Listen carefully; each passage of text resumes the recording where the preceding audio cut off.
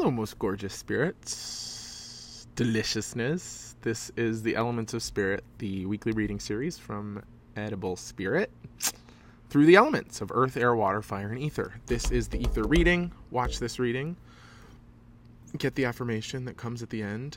The ether reading will sort of define the tone for the whole week, and then you can go and find your sun sign in the description below this and watch the video that's associated with the element that's associated with your sun sign.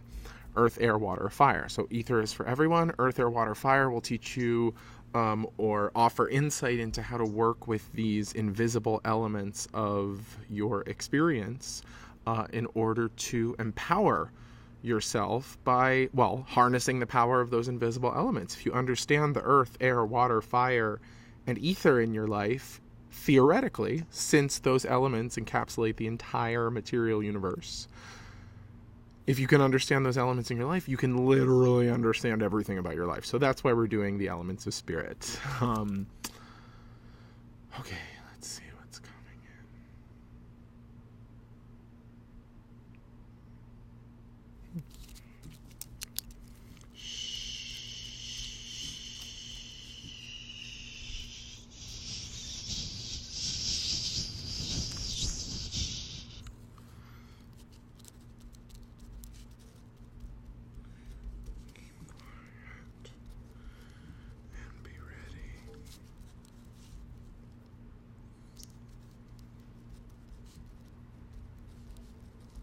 Okay, so what I'm about to say is not about being silenced.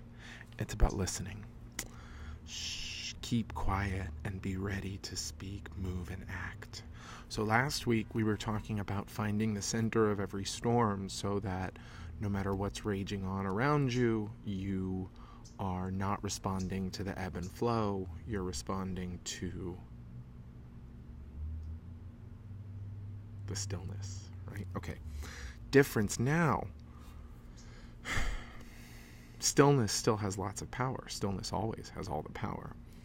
But right now we are listening for subtle, specific information, experience, situations, listening, being ready to speak, move, and act. What causes the most noise? Ooh, yes, we love it. Love it when the ether reflects. As above, so below. As within, so without. What are you? Are you a little bug? It's a baby bee. Hello, baby bee. I didn't know bees were babies. What are you doing?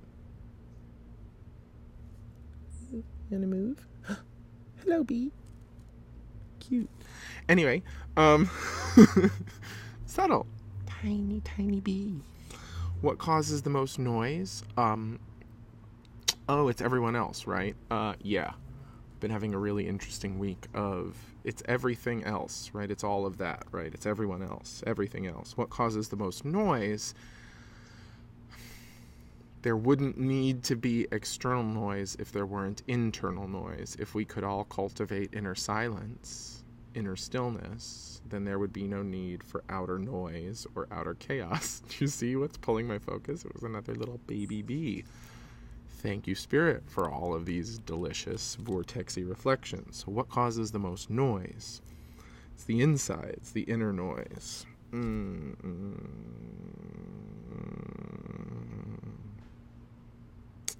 And so what's cool about this is that when I first opened up, this idea of shh, this voice, shh, was coming from right inside the solar plexus. So we're talking about the solar plex as center of identity. And so there's a little bit here of you do you and like self-express, but really we're just saying like keep the nose down, keep the nose to the grindstone. Go through the motions. 1 foot in front of next. So it's like we're practicing the inner stillness that we drummed up from last week by doing the work outside of ourselves, literally going through the motions, fulfilling your schedules, fulfilling your obligations, fucking going to work, like whatever it is, keeping your nose to the grindstone with the inner alertness that comes from sustaining stillness. So basically go about your fucking business, and do your work, do show up physically, but listen, observe, see if there's anything out of the ordinary. And the idea of this being connected to the solar plexus is that it's like, you, do who you are, be who you are, in 3D, on the earth, fulfilling obligations. Solar plexus is also the center of power, the center of self-concept, the center of choice. And so the idea, I think, if I remember correctly last week, was find the stillness so that you can make the choices based on the stillness and not on the war. On the war that's going on outside, right? The war between yin and yang, or the war between, highs and lows. The war of polarity, war of duality, frequency war. In this case, it's saying, don't fight. Show up. Showing up is enough. Showing up, working, doing your thing, and listening, remembering the truth while you fulfill your duties and obligations, while you do whatever you set out before yourself. It's just different, It's neither here nor there. It's different. It's not about pushing. It's not about overly expressing. It's not about screaming.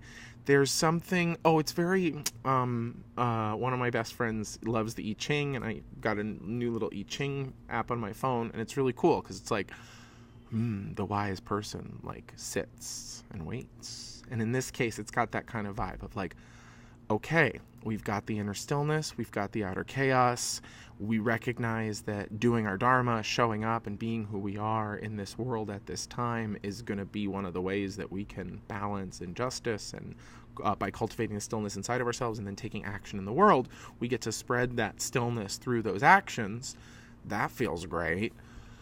But now it's a slightly different mood. We are still on the kind of super objective, super trajectory of expressing our truths in the world with love, with healing, with equanimity, with connection to dissolve distinction and boundary and separation between all of us, remembering that we're all one. We're still doing that, but we're being wise. The wise general waits in the trenches for the enemy to show their weakness, right?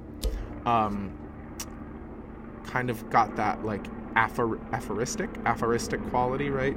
I'm not saying that this is an aphorism this week, but it's got that vibe of keep quiet and be ready to speak, move, and act. Based on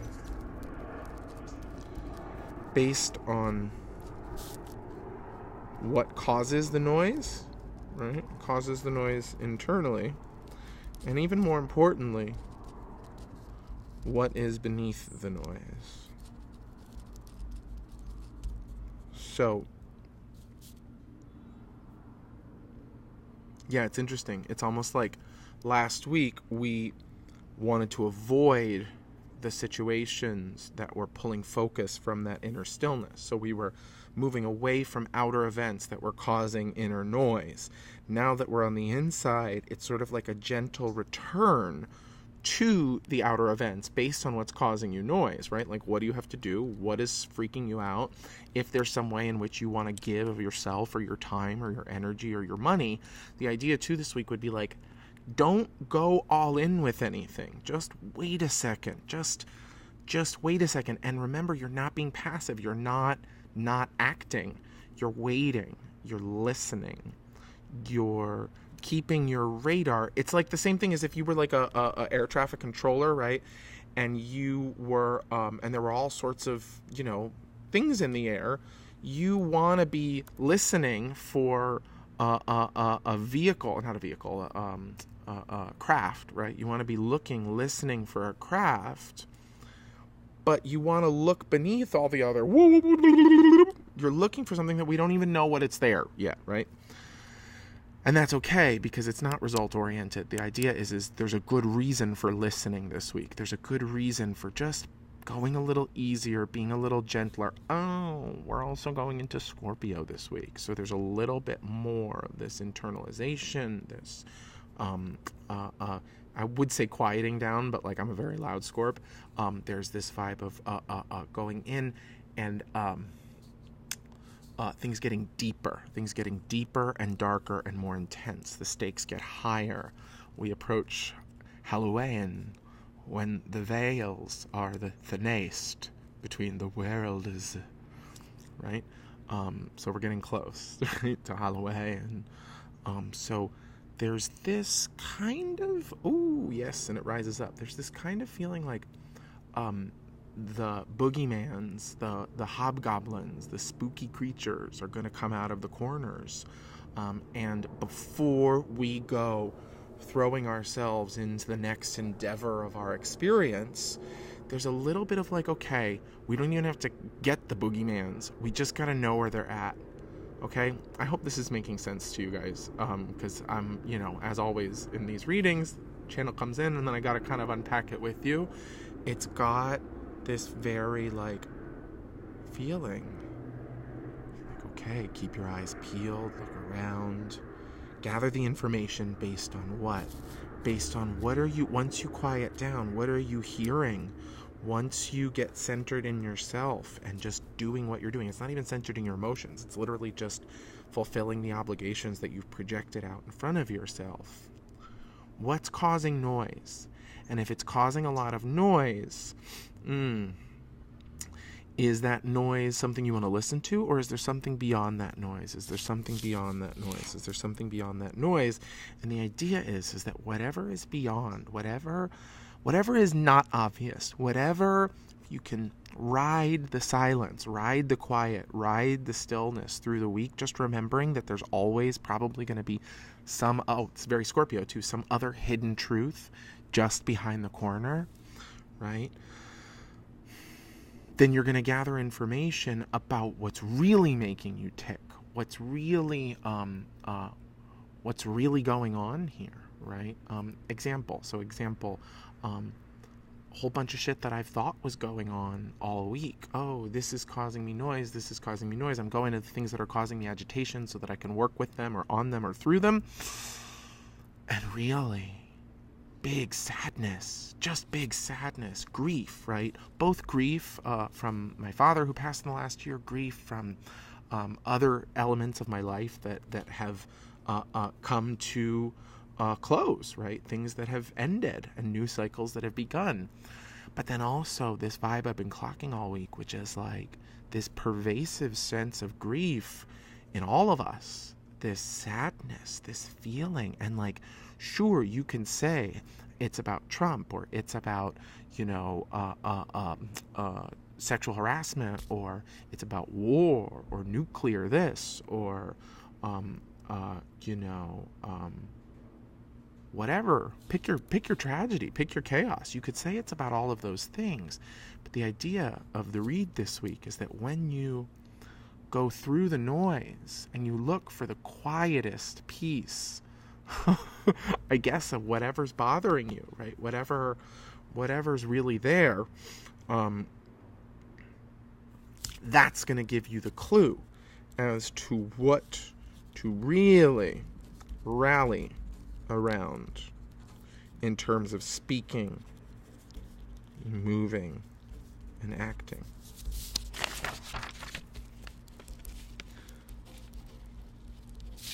I bypass the obvious noise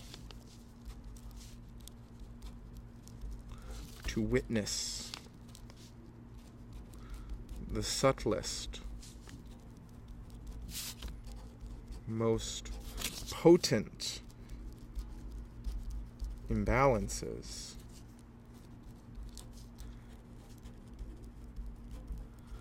and the knowledge.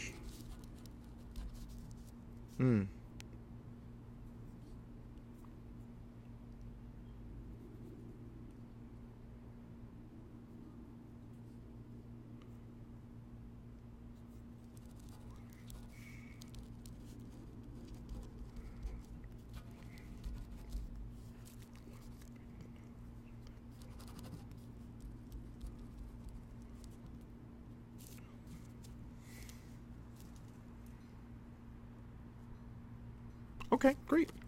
I wanted to leave you with a more of a result from this. I was like the knowledge, but here it is. I bypass the obvious noise to witness the subtlest, most potent imbalances, welcoming the knowledge of that which can adjust them.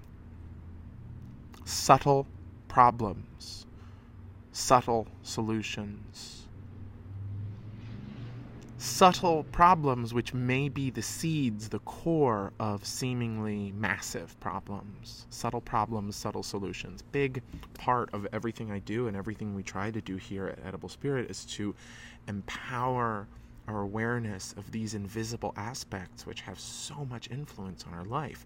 To me, that's the main definition of spiritual practice. How do I work on, attend to, adjust, and cultivate the balance of the most potent forces of my life, which are nigh invisible, which are just completely so hard to keep track of and understand and ride with. So the idea here is it's a practice of listening this week. I bypass the obvious noise to witness the subtlest, most potent imbalances, welcoming the knowledge of that which can adjust them. So you don't even need to know what's going to fix them. We're bringing ourselves to the point where we witness the problems and we say, okay, maybe no one's even clocking this problem, and maybe I can, in this space of now quiet and stillness, allow a solution to come to me, allow the knowledge of a solution, the knowledge of that which can adjust this perceived imbalance, that which can restore order and balance.